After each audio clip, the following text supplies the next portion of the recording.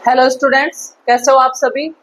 हमारे रोगों वाला चैप्टर चल रहा है जिसके अंदर हम संक्रामक रोगों को पिछली क्लास तक कंप्लीट पढ़ चुके थे। आज मैं जो स्टार्ट करने जा रही हूँ वो है असंक्रामक रोग।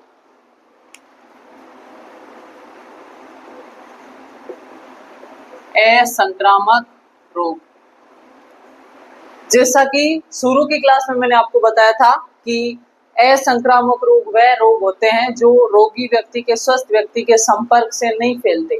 यदि जैसे किसी को हार्ट की प्रॉब्लम है, हार्ट अटैक आ रहा है, हार्ट फेलियर हो गया है, तो स्वस्थ व्यक्ति उसके कांटेक्ट में रहेगा तो उसको वो रोग नहीं हो सकता। यानी वे रोग जो रोगी से दूसरे स्वस्थ व्यक्ति में संक्रमित ना हो, ना फैल पाए, उन्हें हम क्या बोलते हैं? असंक्रामक रोग। इनके अंदर हम पढ़ेंगे, एक तो कैंसर को पढ़ेंगे, दूसरा हम पढ़ेंगे हृदय से संबंधित जितने भी रोग हैं, तीसरा हम पढ़ेंगे जोड़ों के दर्द से संबंधित, जोड़ों से संबंधित जो भी जॉइंट से रिलेटेड जो भी डिजीज है उन सबको पढ़ेंगे। तो आज इस क्लास में सबसे पहले हम स्टार्ट कर रहे हैं कैंसर रोग।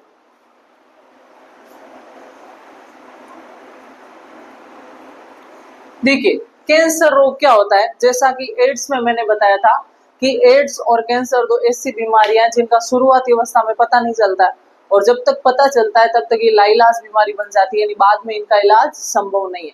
अब कैंसर के अंदर क्या होता है कि एक जीन बन जाता है शरीर के अंदर इफेक्ट होके किसी प्रकार से, और वो जीन ऐसा बन जाता है जो शरीर में कोशिकाओं का बहुत ज्यादा विभाजन करने लगता है। नॉर्मली हमारे शरीर में पूरे दिन 24 घंटे में एक कोशिका चक्र पूरा होता है, नई नई कोशिका बनती है।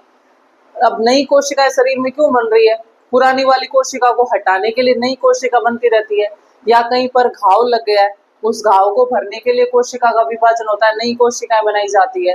अब कैंसर के अंदर क्या होता है कि जहां पर शरीर में 10 कोशिका बननी चाहिए वहां 100 कोशिका बन जाती है, 100 बननी चाहिए वहां लाखों में बन जाती है। और जब इतनी ज्यादा कोशिकाएं बन जाती है तो ये कोशिका झुंड बनाकर जगह जगह इकट्ठी होने लगती है और गांठ का रूप धारण कर लेती है। तो शरीर के अंदर होने वाली ऐसी गांठ जिसमें कोई दर्द ना हो, कोई फोड़ा फुंसी ना हो, किसका लक्षण हो सकता है? कैंसर का। अब देखिए, जो कैंसर है उसको प्रेरित करने वाली एक जीन होती है जिसका नाम है ओंकोजीन। क्या नाम है? ओंकोजीन। देखिए, ये जो ओंको वर्ड है ना, ये किससे रिलेटेड है? कैंसर से रिलेटेड है। कैंसर का आप जांच करवाते हो या कैंसर के डॉक्टर को दिखाते हो, जिस डिपार्टमेंट में कैंसर के रोग का पता लगाया जाता है, उसका निदान उपचार किया जाता है, उस विभाग को क्या बोलते हैं? ओंकोलॉजी। तो कैंसर का अध्ययन क्या कहलाता है? ओंकोलॉजी। कैंसर का अध्ययन क्या कहलाएगा? ओंकोलॉजी। और कैंसर उत्पन्न करने वाली जीन क्या कहलाती है? ओंकोजीन कहलाती है। कैंसर का लक्षण क्या है? कैंसर के अंदर क्या होता है? शरीर में अनियंत्रित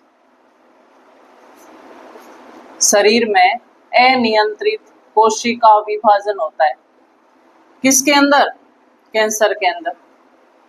अब अगर किसी के कोई गांठ हो रखी है जिसके अंदर दर्द भी नहीं होता है, कोई फोड़ा फुंसी नहीं है, उसका पता लगाने के लिए डॉक्टर एक जांच करता है जिसको बायोप्सी जांच कहते हैं। इसमें क्या किया जाता है कि रीढ़ की हड्डी में से एक थोड़ा सा टुकड़ा निकाला जाता है और उसकी स्टडी की जाती है। तो कैंसर रोग का पता लगाने के लिए की जाने वाली जांच नाम क्या है? बायोप्सी। बहुत इंपॉर्टेंट है, क्वेश्चन आया हुआ है कई बार। बायोप्सी जांच किस रोग का पता लगाने के लिए की जाती है? कैंसर रोग की जांच है वो बायोप्सी कहलाती है। एक समस्थानिक होता है कोबाल्ट 60, कोबाल्ट 60, या हम इसे ऐसे भी लिख सकते हैं कोबाल्ट 60। इसका उपयोग ये एक समस्थानिक है, ये समस्थानिक समभारी क्या होते हैं हम केमिस्ट्री में पढ़ेंगे। इस समस्थानिक का उपयोग कैंसर का पता लगाने में किया जाता है। ठीक है। अब देखिए, ये बहुत इंपॉर्टेंट है, कई बार क्वेश्चन आ जाता है किस समस्थानिक का उपयोग कैंसर का पता लगाने में किया जाता है? तो कोबाल्ट 60। जितने भी मैंने पॉइंट लिखे वो सब के सब मोस्ट इंपॉर्टेंट है। कैंसर का उत्पन्न करने वाली जीन ओंकोजीन कहलाती है। कैंसर का अध्ययन क्या कहलाता है? ओंकोलॉजी। कैंसर में क्या होता है? अनियंत्रित कोशिका विभाजन होता है। कैंसर की जांच क्या कहलाती है? बायोप्सी। कैंसर में किसका उपयोग किया जाता है? कोबाल्ट 60 समस्थानी का उपयोग किया जाता है। अगला पॉइंट, जो कैंसर है इसका कारण क्या है, यानी किस कारण कैंसर उत्पन्न होता है। तो एक तो होता है ज्यादा एक्सरे करवाने से। बार बार अगर एक्सरे कराओगे तो इसके अंदर जो विकिरणें होती है वो शरीर की कोशिकाओं में उत्परिवर्तन कर देती है और ऐसे ऐसे जीन बन जाते हैं जो शरीर के लिए नुकसानदायक होते हैं। तो ज्यादा एक तो एक्सरे करवाने से, एक इसका कारण है निकोटीन रसायन जो तंबाकू में पाया जाता है। अगर ज्यादा तंबाकू का सेवन करता है कोई तो उसमें कैंसर होने का चांस रहता है। क्यों? क्योंकि तंबाकू के अंदर रसायन कौन सा होता है, बहुत इंपॉर्टेंट है, क्वेश्चन कई बार आया है, तंबाकू में कौन सा रसायन पाया जाता है। तो तंबाकू के अंदर निकोटीन रसायन पाया जाता है। कैंसर के इतने पॉइंट आपको याद करने, प्रत्येक पॉइंट बहुत इंपॉर्टेंट है। फिर से बता रही हूं मैं आपको, कैंसर उत्पन्न करने वाली जीन क्या कहलाती है, ओंकोजीन। तो इसी आधार पर ओंको वर्ड जहां भी आएगा मतलब कैंसर से रिलेटेड है। कैंसर का अध्ययन ओंकोलॉजी। कैंसर में क्या होता है, शरीर में बहुत ज्यादा कोशिका बन जाती है जो गांठ बनाकर एक ऐसी संरचना का निर्माण कर देती है जिसमें ना दर्द होता है ना उसमें मवाद आता है। तो कैंसर के अंदर अनियंत्रित कोशिका विभाजन होता है। कोबाल्ट 60 समस्थानी का उपयोग कैंसर का पता लगाने में किया जाता है। कैंसर का पता लगाने के लिए की जाने वाली जांच क्या कहलाती है, बायोप्सी। और कैंसर किस से फैलता है, एक तो ज्यादा एक्सरे करवाने से और दूसरा तंबाकू का सेवन करने से कैंसर फैल सकता है, क्योंकि तंबाकू के अंदर कौन सा रसायन पाया जाता है, निकोटीन रसायन। तो ये थे आपके कैंसर के इंपॉर्टेंट पॉइंट, नोट कीजिए। इसके बाद हम पढ़ते हैं हृदय से संबंधित, हार्ट से रिलेटेड डिजीज। तो देखिए स्टूडेंट्स, कैंसर के बाद हम पढ़ते हैं हृदय से रिलेटेड रोग, यानी हार्ट से रिलेटेड कौन कौन से रोग हो सकते हैं। वो भी असंक्रामक रोग है, यानी रोगी व्यक्ति से स्वस्थ रोग में व्यक्ति में नहीं फैलेंगे। तो जो हृदय रोग है, हार्ट डिजीज,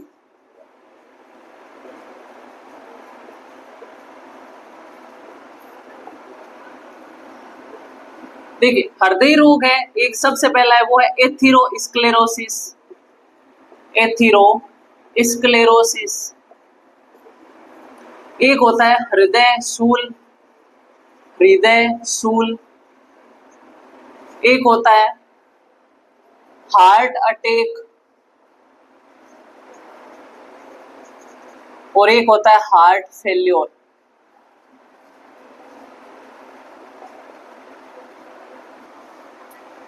अब देखिए स्टूडेंट्स, ये जो हृदय से रिलेटेड रोग है, मैंने आपको जब हार्ट पढ़ाया था तब मैंने आपको बताया था कि हृदय और रक्त वाहिनियों का आप ऐसे ही समझो जैसे हमारे घर में लगी हुई पानी की मोटर और पाइप है।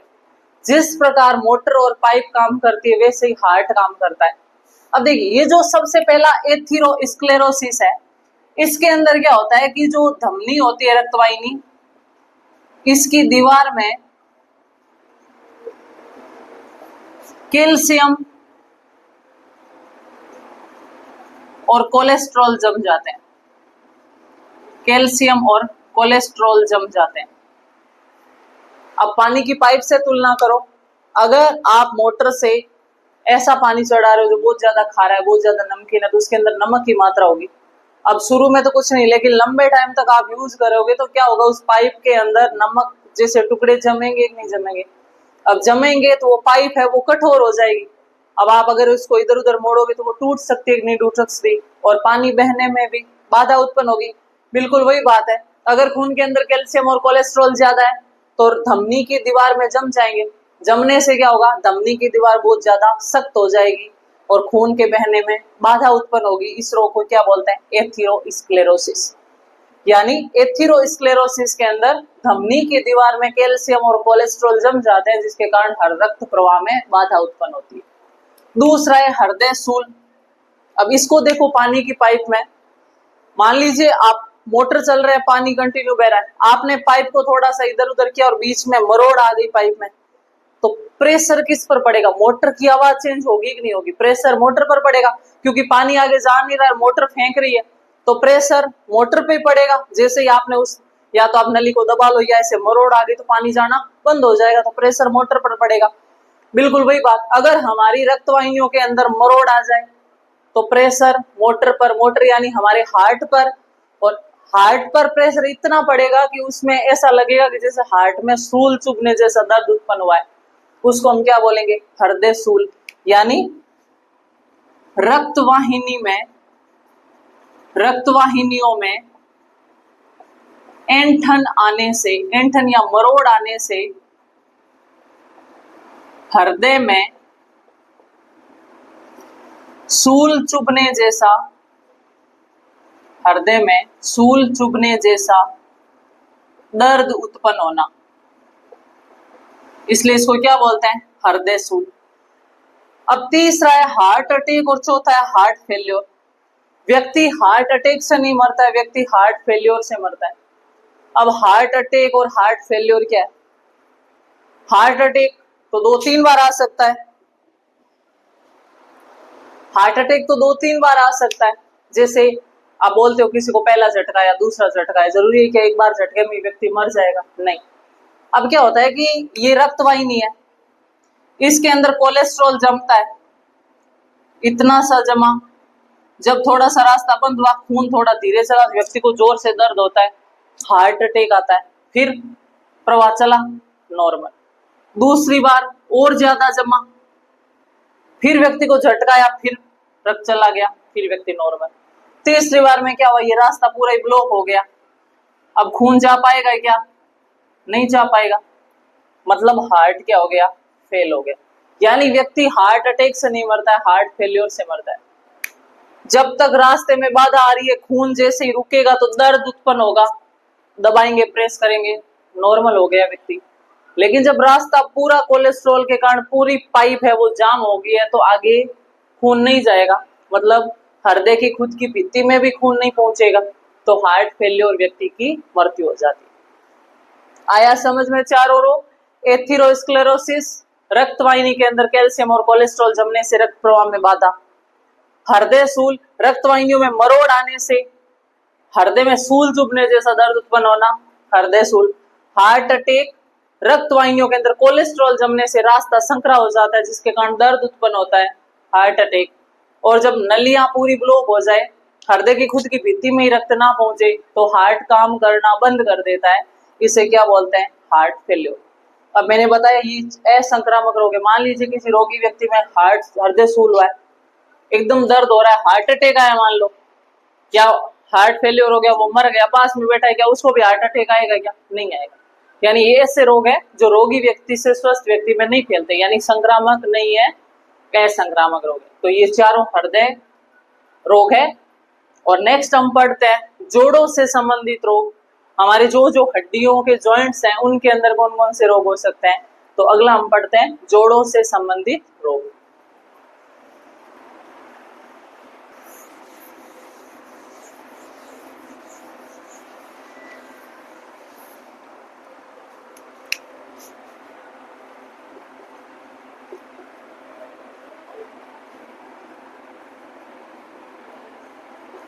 इसके भी 3 रोग है। पहला है रूमेटॉइड आर्थराइटिस, रूमेटॉइड आर्थराइटिस। दूसरा है ऑस्टियो आर्थराइटिस, ऑस्टियो आर्थराइटिस। और तीसरा है गठिया या गाउट।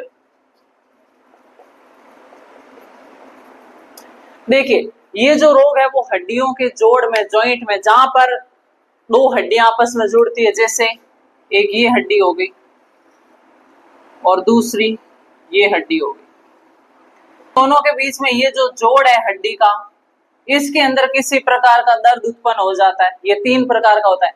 सबसे पहला है रूमेटॉइड आर्थराइटिस, दूसरा है ऑस्टियो आर्थराइटिस और तीसरा है गठिया या गाउट।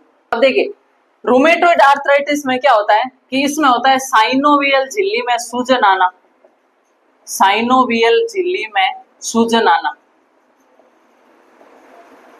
अब साइनोवियल झिल्ली क्या है, प्रत्येक हड्डी के ऊपर एक झिल्ली पाई जाती है, प्रत्येक हड्डी के ऊपर एक क्या पाई जाती है, झिल्ली, जिसे हम क्या बोलते हैं, साइनोवियल झिल्ली। क्या बोलेंगे, साइनोवियल झिल्ली।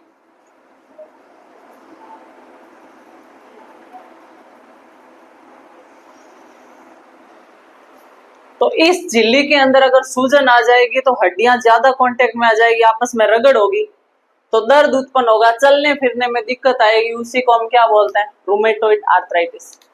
दूसरा है ओस्टियो आर्थराइटिस, यानी हड्डियों की उपास्थि नष्ट होना, हड्डियों की उपास्थि नष्ट होना।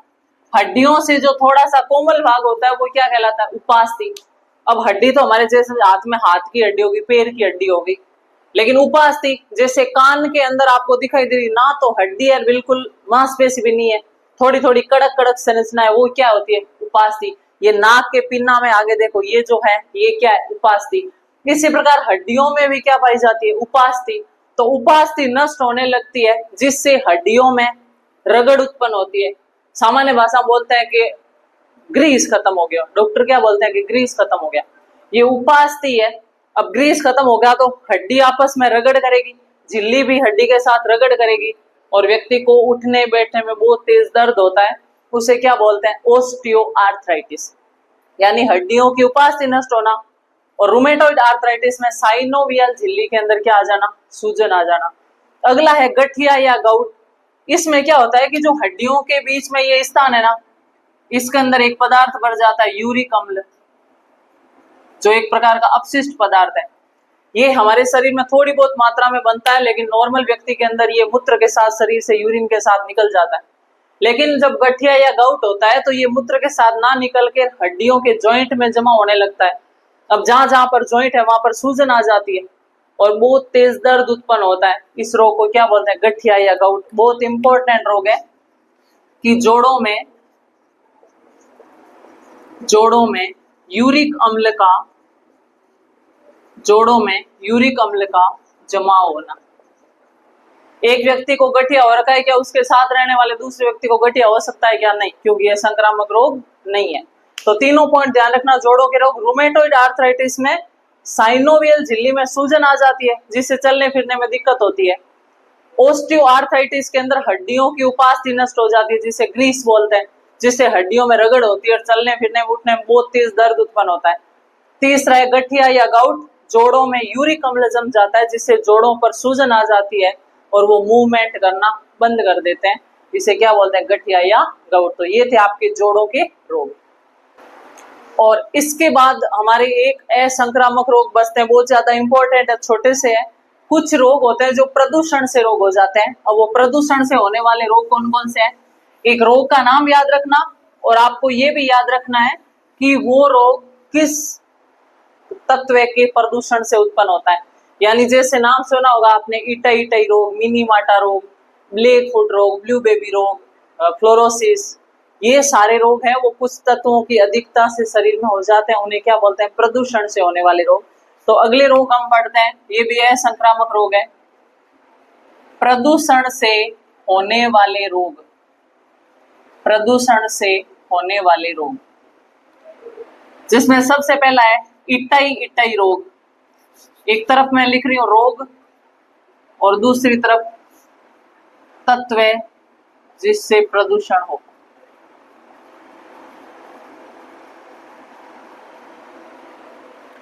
पहला है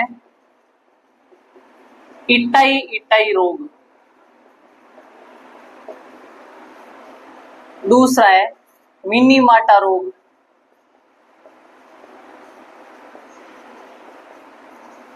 तीसरा है ब्लैक फुट रोग, चौथा है ब्लू बेबी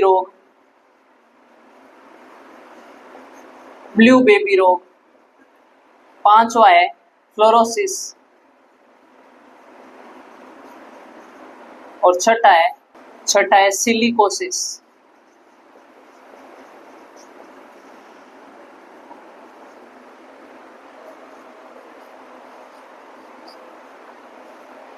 अब देखिए, ये जो रोग है वो कुछ तत्वों की अधिकता से होंगे। आपको रोग का नाम याद रखना है, किस तत्व की अधिकता से, किस तत्व के प्रदूषण से होता है, वो याद रखना है आपको। तो देखिए, जो इटाई रोग है ये किसके प्रदूषण से होता है, ये होता है कैडमियम तत्व के प्रदूषण से, CD। मिनीमाटा रोग है पारा या मरकरी के प्रदूषण से होता है। जो ब्लैक फुट रोग है वो आर्सेनिक के प्रदूषण से होता है। जो ब्लू बेबी रोग है ये नाइट्रेट के प्रदूषण से होता है।